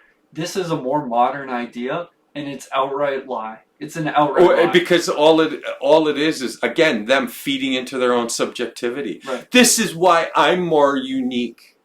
You're a fucking moron. Fuck off. Right? Like I'm not mixing words over this shit. I get tired of the fact that we still, as a species, that we're still talking about this stuff. Right. That we still have to go to the trouble to have these conversations, which clearly most people are not having, right? So again, hence the need to be able to discuss these things in such a way so that you go, here, where's the middle ground? Where's the place of balance? Right. Saying that, going back to what you said before too, there is a level of competence that's expected in certain groups. Like if you're NASA, you need people who have specific, let's say, skill sets. Yeah, like if They have to be the best of the engineers, of the chemists, of this and that. right. That's when identity matters. No, it's not an identity. That's skills. Right. That's intelligence. So again, Well, that's a category. No. But we're talking about identity and Right. how people use it to distinguish themselves from others. And then the distinction they make as a result of the identity is somehow they treat it with a greater value than someone else's. Well, where's the equality in that? Right, that's so funny that you bring that up. Yeah. Right? Where's the equality in that? Right. You know, so it's important to have categories like. Sure, but that's just for the ease of understanding, for language, so that we can try to sort of get on the same page when we're talking to one another. That's why those things exist. But again, they're just structures of language. They're not meaningful. But fucking asshole fucks sit there and take that shit as somehow to not only be meaningful, but to make such a distinction that now that they're willing to now have a fight over it. Yeah, you're outright called a Nazi if you don't use the specific key phrases they like. It's like, how fucked is that? Okay, so here's Sorry, what I find. No, it's super interesting that you bring it up. Any kind of because ad hominem attacks like that, the problem when you use them all the time is they lose their bite. People stop giving a shit. When they hear you say that, they're like, whatever. Now, because they know what exactly you're doing. And all it demonstrates is a lack of intelligence. So instead of it going after my argument and presenting a counter argument that demonstrates lucid intelligence and logic and reason, they're just clearly like trying to level the playing field emotionally. I think you said, oh, you're a hateful person. You're this and that. Yeah, you're like, so bad. It's like, no, I love people, man. People are awesome. I love animals. I love flowers. Fucking sunsets are beautiful. But what you're doing is wrong. You're telling me what to do, and fuck off. Yeah, it's so strange. Well, go ahead. No. That's okay. You okay. first. No. You go ahead. I forget who said this, but they said the highest predictor, I'm not sure if this is true, but it makes sense to me. The highest predictor of people who buy into this sort of propaganda, they have very, very low verbal intelligence. They're not able to communicate. Right. So they resort to the 10 logical fallacies, right? Remember we check that episode out. They get caught by every single one. That's right. And so again, it requires, if we're going to move forward, because it's clear that these are troubled times, and for us to be able to move forward as a result of these troubled times as human beings, is we need to not just find a better way to relate, but to sit there and start asking questions about the way we relate. I think the way we're doing it right now is actually amazing. My favorite podcast that we record, it's when we're laughing, we're yelling, we're interrupting each other, we're just going wild. Well, because we're caught up in the excitement of the ideas and the expressing these very ideas. It's kind of why I like doing this. It's why I keep doing this, is because I derive a great deal of like fun from this. Like to me, like, is it meaningful? You can make the argument, but it's not why I do it. I'm driven by sharing the ideas because I carried these ideas around for a long time, and I used to bring them up in conversations that would turn people off. So I'm going, so instead of having these conversations with people who don't want to have them, I'm having these conversations with people who do want to have them, right? So, and then this way, for me, I don't want to. Maybe it's not necessary. Maybe it's unfair to characterize it as a burden, but to have all these ideas in my head, and then to see how the reality of the society we live in, how people interact with each other, is completely contrary to it. I'm going, well, maybe it needs to be voiced, and maybe all these different really intelligent people need to be like not just recognized and acknowledged, but like where if other people share the same interest with me and they're here listening to this, then here I can direct them to the works of other people. Go here, they informed my thinking, they might inform yours too. And I don't have a definitive view what people are supposed to be, other than that what you're supposed to do is explore who you are in your entirety, and you make your entire life about that exploration. So again, and I sum it up in the phrase like, mastery of self, because it's about purpose. What's the purpose to your existence? Oh, it's just so that you can demand satisfaction? Fuck off. Is it satisfying being satisfied all the time? Yeah, fuck yeah. No, well, I guess it's the way you can interpret it. Like, if you're slamming chocolate bars all the time, you're not really satisfied. Right. You're telling yourself you are. But anyone who would argue in defense of that somehow they represent that everyone needs to bend to their will, that level of arrogance, shit. That level of arrogance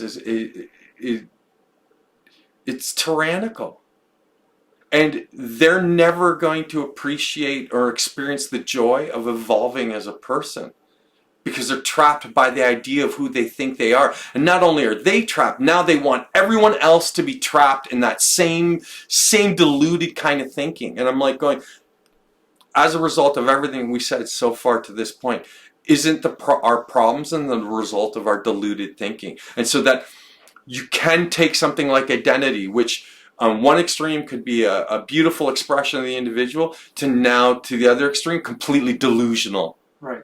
And I'm like, I don't favor delusion. I want reason, logic. I want metacognition at work. I want to see it at work. I want to engage with it. I was going to say, it's very beneficial that this podcast is set up the way it is, where the camera's facing you. You're having a discussion with me, who's like the proxy for the viewer. It works out well, because it's like a one-on-one conversation. That's what this is. And you don't need another person to have like a line of thought. Right. Our podcast, I say ours because I'm contributing. You are Yours. contributing. Well, I might be the impulse for it, but this isn't a one-man show. Yeah, it's beneficial to have a foil. Right. Like, if you're by yourself and you don't want to watch our podcast, you can get everything we say just by going, question everything, and then you spend a good 3-4 days thinking about whatever the hell you want. That's our podcast. That's essentially it in a nutshell, right? It really you can reduce it down. I would even go a step further. You can reduce it down to question everything, but especially yourself, including yourself, and especially yourself. So there you go. You can take that from what you will.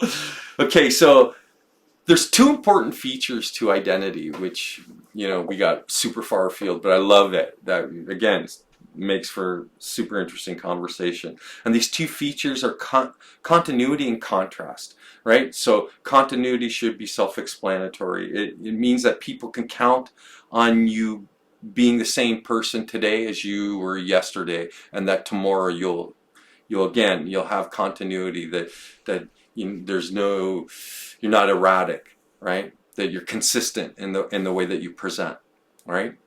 So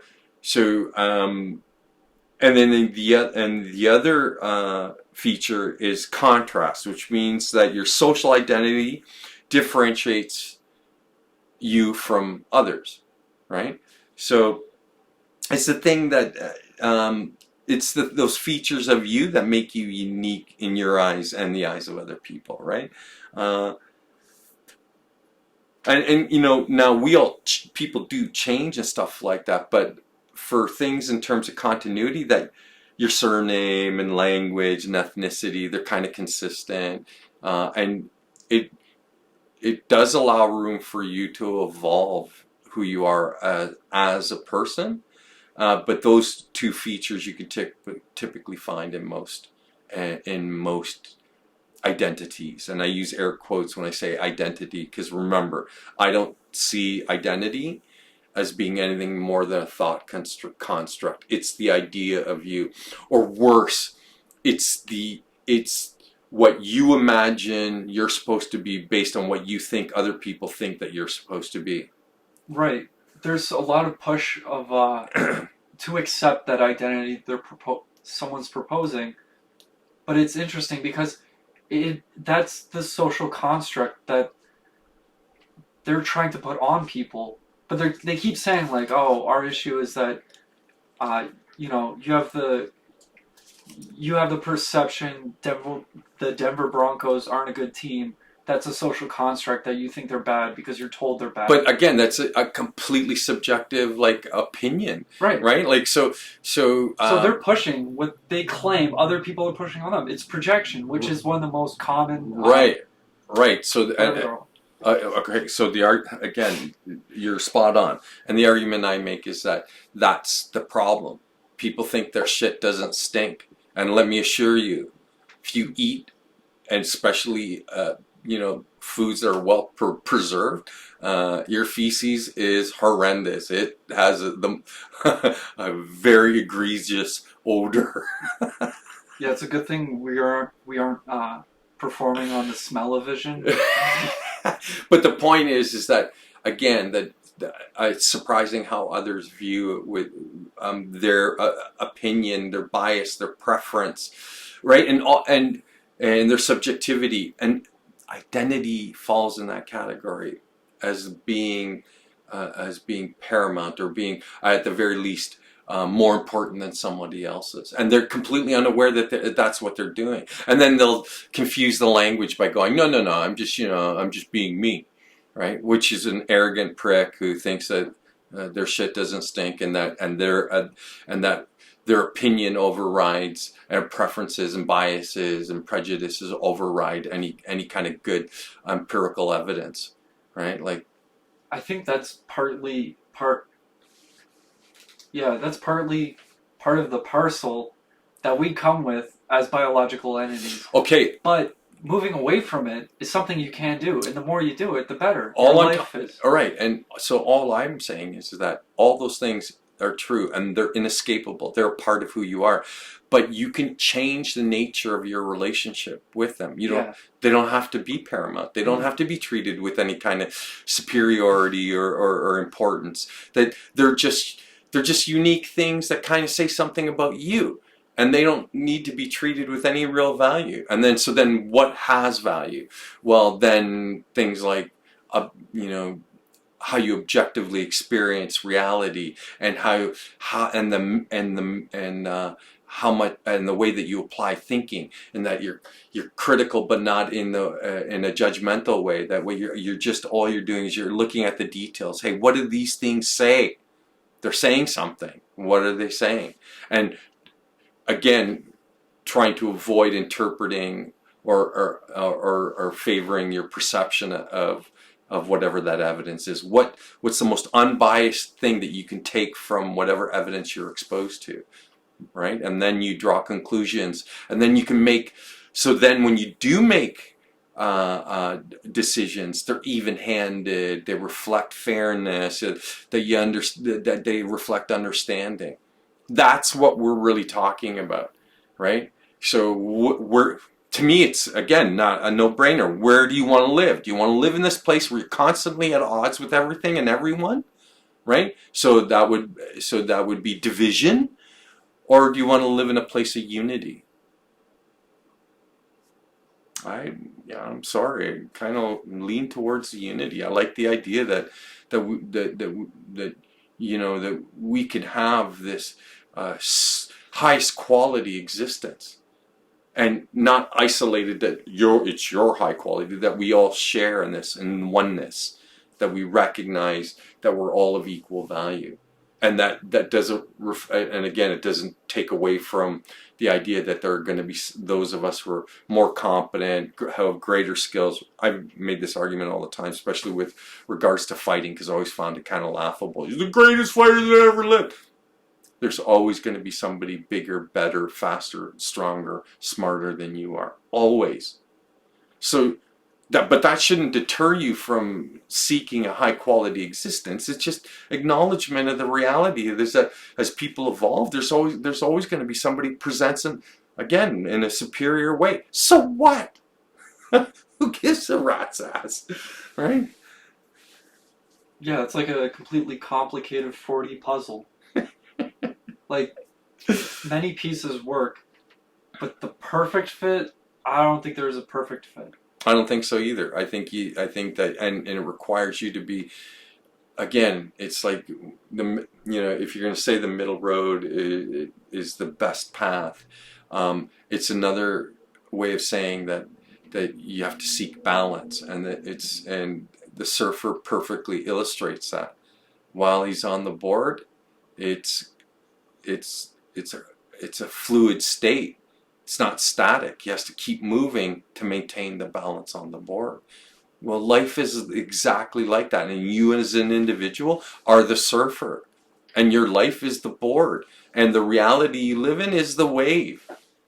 It's strange how many times in my mind when I'm thinking about these things, I can't help but picture like pretty concrete visuals. Like there's dualism, there's balance, there's interconnectedness and disconnectedness. Like, and it's not necessarily one thing. It's the inner working of all these properties that make life so interesting and fun and abundant and artful.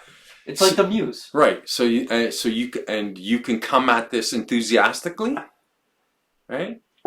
Which is what objectivity and the task positive network and the flow state all favor. Or you can go the other route: subjectivity, default mode network, negative, compounded negativity. It's all on you, baby. Think about how many reductionists think they're being objective, but what they're really being is subjective about the set of like axioms they took. Mm-hmm. Like someone who's like a huge fan of science, like when I was younger, I loved science. I didn't really get into it, but I just loved thinking about these ideas. And then I realized like this is a framework which we use to understand the world, but it's not going to encompass reality. It's only it's an abstraction. Right, and it represents it's a small window into a small section of what reality is. It doesn't give you the total picture. It only elucidates a small area. Right, and then you can't make, and the danger is that you somehow then we make the presumption that that small area is reflective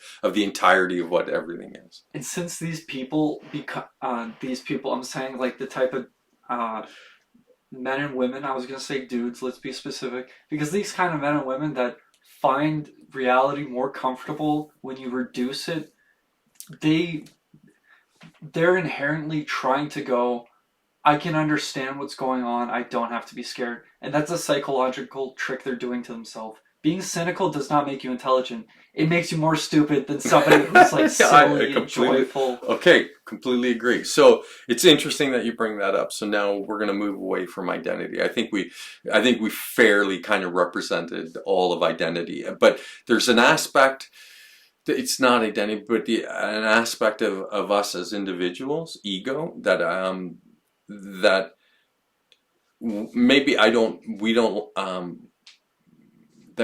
we don't speak as negatively about as we probably should, because again, and I say that in tongue in cheek, because ego, again, is the seat of subjectivity, and then everything else that we've mentioned. So your biases, your preferences, your opinions, your prejudices are all tied to ego. And what is ego? It's a person's sense of self-esteem or self-importance, right? And we've often seen or encountered people that we've characterized as having a big ego, that it's just a polite way of saying that they have this air of superiority, that somehow they're better than everyone else. And unfortunately, it does manifest in people, and people base it on the stupidest thing, material gain, or a reductionist, materialist kind of view, that somehow that their view is of the highest importance. And again, it feeds into everything that produces the suffering that most of us go through, right? And I'm again amazed at how few of us actually take the time to look at it and go, here, it's a survival mechanism that worked well when we had to favor ourselves because we were hunter gatherers, or and we didn't have the nature of, or rather we didn't live within complex societies and societal structures, when we lived like in small family units and basically were subject to the elements. That it's a function of our biology and psychology that could be fairly argued that long ago we've outgrown the need for, but yet it's still there because there's no getting rid of it. Much like subjectivity and the default mode network, they're part and parcel who we are. But the nature of the individual's relationship with that aspect of themselves, that's something that you can influence and you can change, and you can change the nature of your relationship with that aspect of yourself. I love how you said it that way specifically, because like I think we both have a certain degree of woo-woo we'll be okay with. Like we won't accept it outright, but it seems like there's situations where something very woo-woo might be real. For example, especially lately, I've been noticing things that I would consider like synchronicity. And that might be because of certain behaviors that will repeat. Like I'll text a friend after supper, and then, we just happened one day to text at the same time. So it's like, whoa, synchronicity. Yeah, but I think that might be something weird. It might not. But being open to it is the kind of mindset that you need in order to be happy. I would agree, and I think synchronicity is this interesting phenomena that occurs regularly in the course of most people's lives, right? That we experience it. So in the most abstract kind of way, you could say that maybe it's a manifestation of this idea of unity or oneness, right? Right. Right.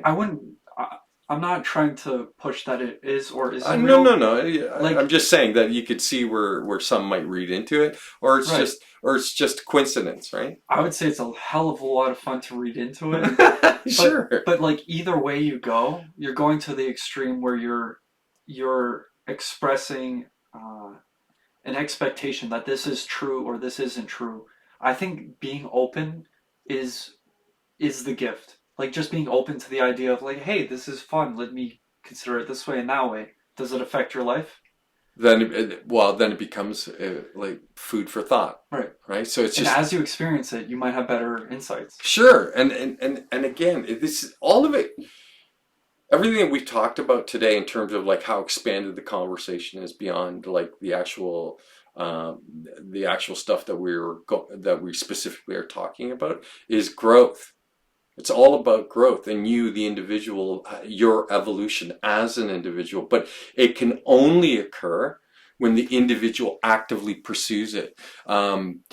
Because otherwise you'll be trapped in repeating same patterns of behavior. Then how much do you grow if you're just doing the same things over and over again? You're running on autopilot.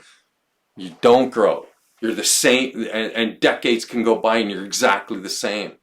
Where somebody who actively now is trying to entertain these ideas to expand the just, even if it's just for entertainment purposes, just to open their mind up, it facilitates growth and evolution into a different person than one that's currently like in this current moment in time, right? I didn't come into the world ready-made like this.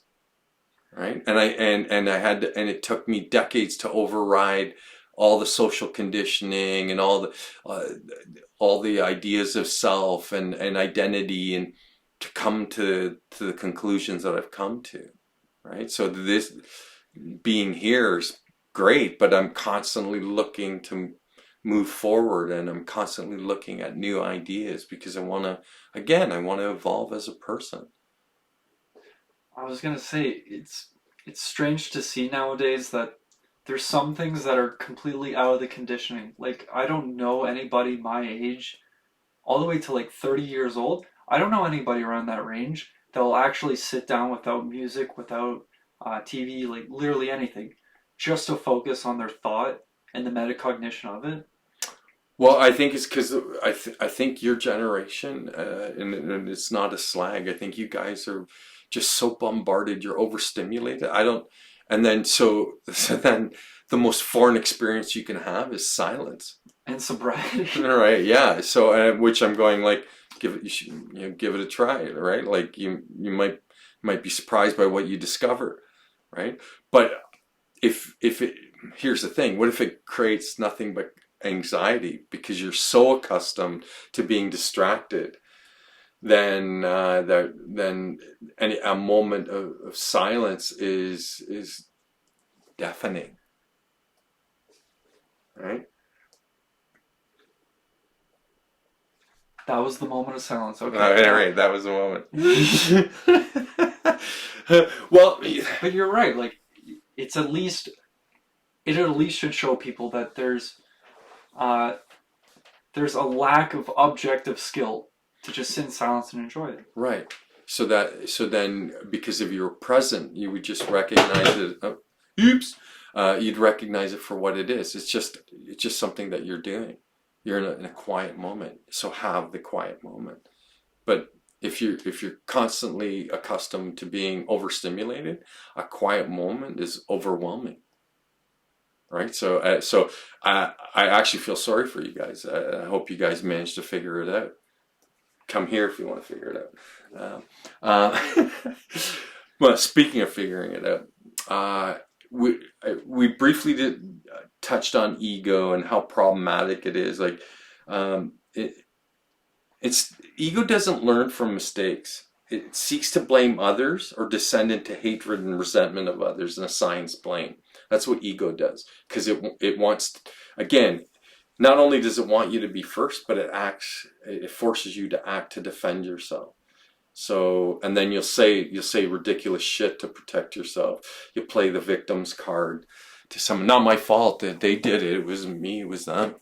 And largely, I think that, and again, it feeds into arrogance, which, again, this thing that further divides us from each other. And since we're talking about ego, I want to now bring in alter ego, which is, it's Latin for the other I, right? It means like the alternate self. And think about this for a moment. How often in the course of your life were you were afraid, but you knew that the smartest thing you could do was to put on a front of confidence and no fear, because that would serve you better. Because if you behaved, the more frightened you presented and fearful, that might be taken advantage of. So then you present in the opposite way, even though that's what you're feeling. So people use alter ego to be able to create, what's the expression that you use in one episode? Fake it till you make it. Oh yeah. Right? Yeah. So you create the alter ego, who is that confident version of you, or what you think is that confident version of you, and you present as that, is this alternate self. Go ahead. I think, at least for people my age, we're kind of conditioned to present. Like we have to be, right. We have to be like influencers. All right. So ego is very like, it's instilled in us, but at the same time, it's not like it's a lost cause to lose that ego. All right. I heard a statistic, and don't hold me to this because I might be misremembering it, but that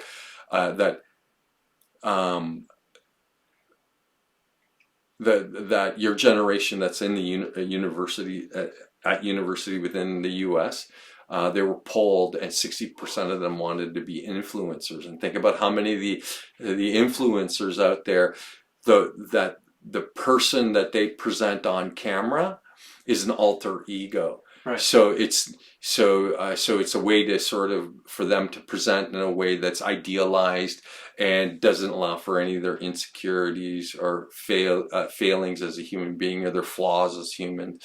Or here we don't do that, right? Here we're completely flawed. We make mistakes. That's one behind the camera. Right. It's just, but that's the nature of the way that I do it. I'm not pretending to be anybody. Right?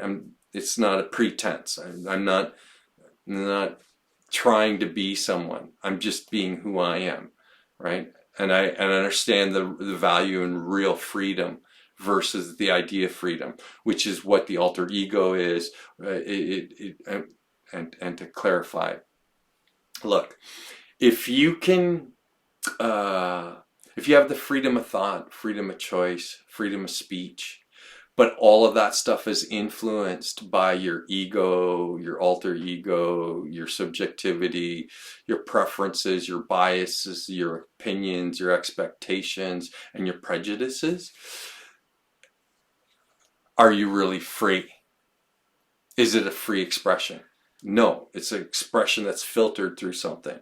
All right, so then what is real freedom then? Right? Real freedom is enthusiasm, objectivity, observation, right? And a mind that's free to question everything, right? So then it's another way of saying that you're purely observational. You don't have a dog in the fight. You're not looking for a favorable outcome for you, which everything else that we've talked about today, that's what it's all about. Real freedom is for you to move through the experience of life and living without any of that subjectivity influencing any of the decisions that you make. That you're truly free. Your freedom to experience reality as it is. You have the freedom to interact with it in a meaningful way, so that without trying to bend it to any kind of outcome that services or beneficial to your subjectivity. Does that work?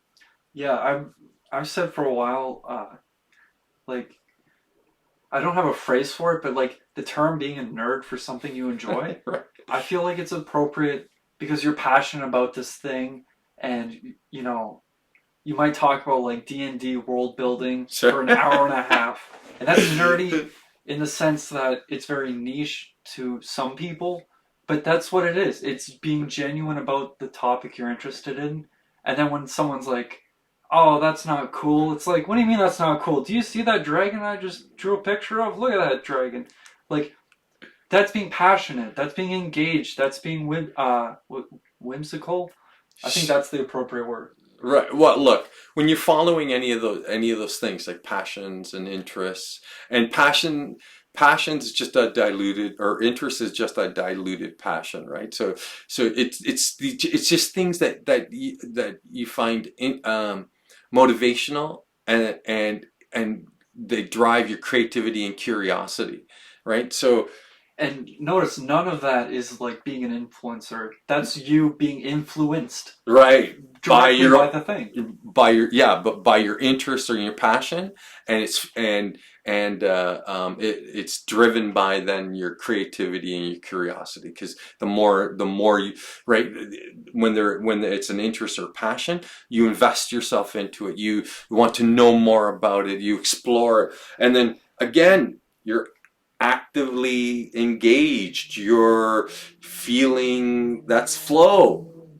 That's the flow state. That's you feeling like good and enthusiastic, and like, versus like, I'm the best, and if you want to be the best, you just need to do this too. Yeah, those people are living out of like fear and also this identity they're presenting. Well, and remember, it's a fiction that they're promoting, because it's the idealized version of who they would like to be, and many of them are not who they present as, right? And I'm like, why are we hiding from each other? Why are you pretending to be who you are instead of being who you are? Right, be a nerd. When you look at a nerd and they're doing world building for D&D, it's not a perfect world in like every way that just lines up perfectly. They do like gritty shit. They do all these things that make it unique. To And them. right, Right. And as they should. And here's the thing. It doesn't matter how many people share your interests. You'll find a novel and interesting way to make it your own. And that's what you should be doing. It doesn't matter that again, millions of people do the martial arts. Each and every one of those individuals, if they're lifetime practitioners, their practice will evolve to reflect them, right?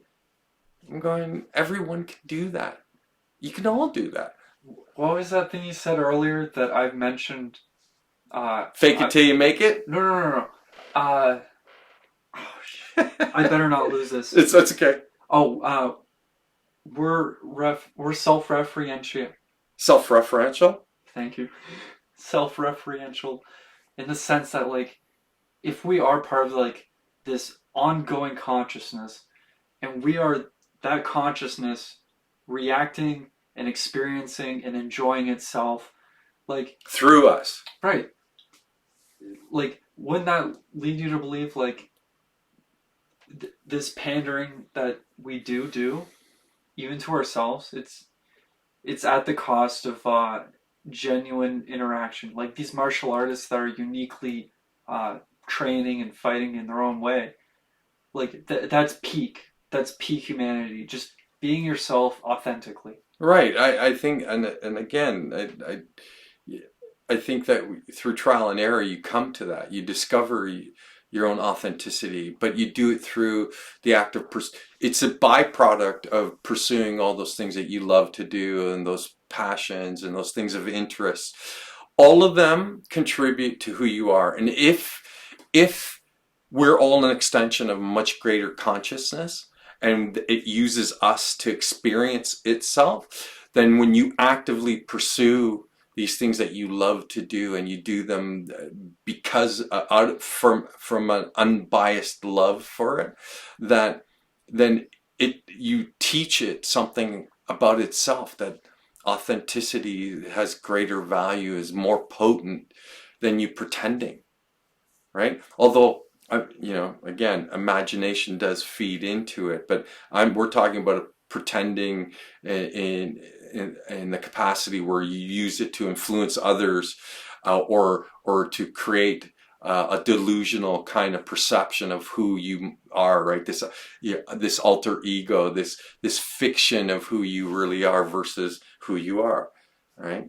So I think that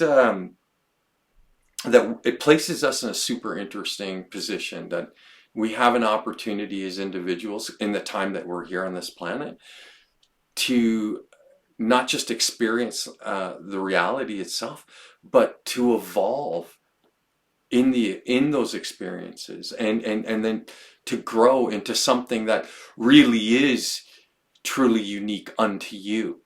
But it won't occur if it's under false pretenses or perceptions, or you just interpreting things and trying to present them in such a way that it idealizes who you are. There's no ideal you. There's only you, right? And then you struggle to be you.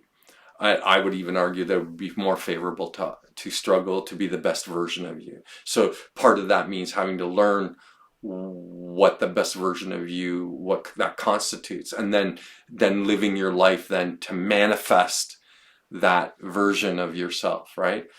I think that's the only adventure we're given when we're born and can't be taken away from us, because we have to evolve throughout our life to become what we are. And think if you're streaming TV shows all the time, you're a candy bar munching activist that promotes some deluded ideology and presuppositions about like the nature of reality. That's crazy. Like if anything, you have to come from the perspective of an observer and an experiencer, not a director, but you are agent. but you're also the agent of change. You actively can direct you can actively take part in the direction and the shape that it takes. That's the adventure. Right. But again, most of us, because we've kind of been conditioned to that we want to see the return in a short period of time, a short-term gain. We're talking about something that's a lifetime. It takes a lifetime to facilitate and it's going to require a considerable amount of effort. And if you're already predisposed or conditioned to minimum in, maximum out, right? I'm going, I don't know, that it doesn't work like that. But again, out of arrogance, we create personalities, right? That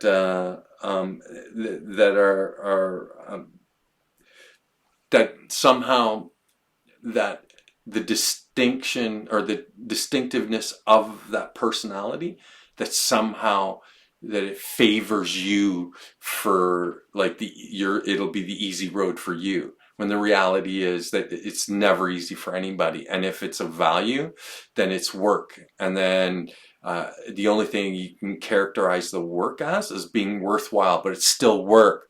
And sometimes it may require you to do it begrudgingly. But again, ego, alter egos, personalities, your identities, all these things distract you and take you. And it's not that you shouldn't have them, but you should recognize like that in a manner of speaking, they're of no real value, right? That they might be valuable to you, but they all contribute to the art that makes you as an individual. But the reality of your existence is that you can evolve and become, well, virtually anything. And then, but most of us exercise a limited imagination, so we have a limited view of the anything that you could be, and then you never get to experience the richness of what you could be and totality of who you are. And yeah, the worst kind of friend you could have is one that restricts you to a certain set of like personality traits. Like if you have to be consistent within how you feel or what you believe, typically that's understood as like a social structure that is good. But you can't have somebody always going, oh, you have to promote this idea, you have to do this. Right. I think what you'll discover in the course of life is that you may outgrow certain friends, right? So because we all evolve at different rates, and some of us don't evolve at all. And those of us who do the most evolution, you end up kind of leaving friends behind, unless you have friends who are kind of on the same path that you are, or their path parallels yours. And in which case, then again, it'll be a high quality friendship or relationship with another person who just happens to be actively engaged in the pursuit of living their life, and they're trying to create the best version of themselves. So they're purposeful existences which have nothing to do with personality, alter egos, and identity. None of that shit is of real relevance beyond like the artful expression of you. And then you have to determine what that is. But I'm like, why put your energy into that when what you could really be doing? Because it's not that, again, it's not a problem that you have those things. The problem is the kind of value that we assign to them. And that ultimately, you want real value, then seek the highest expression of yourself. Your purpose is self-mastery, to evolve, to become the greatest version of you that you can be. I'm going, come on, like, to me, it doesn't seem like it's a real choice. I'm going, there's only really one way to do this, and that's to seek out the highest version of yourself. Can I get a time check? We are 2 hours, 8 minutes in. I think maybe that might be a good place to sum up. Any thoughts? You know what? I'm actually thoughtless right now. It feels pretty good. I'll be fair. I was expecting this to be a lot shorter conversation, but the fact that clearly we're both really engaged in this, and because and here's the weird thing, it's because this is interesting stuff. Like at the end of the day, like these trying to understand ourselves, but in an objective way.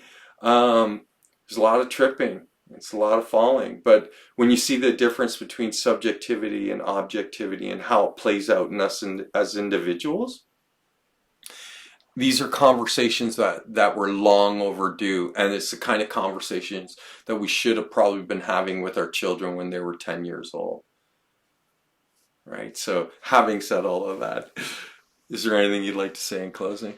This has been such a fun conversation. I didn't even dare to mention that I had to go to the washroom like an hour ago.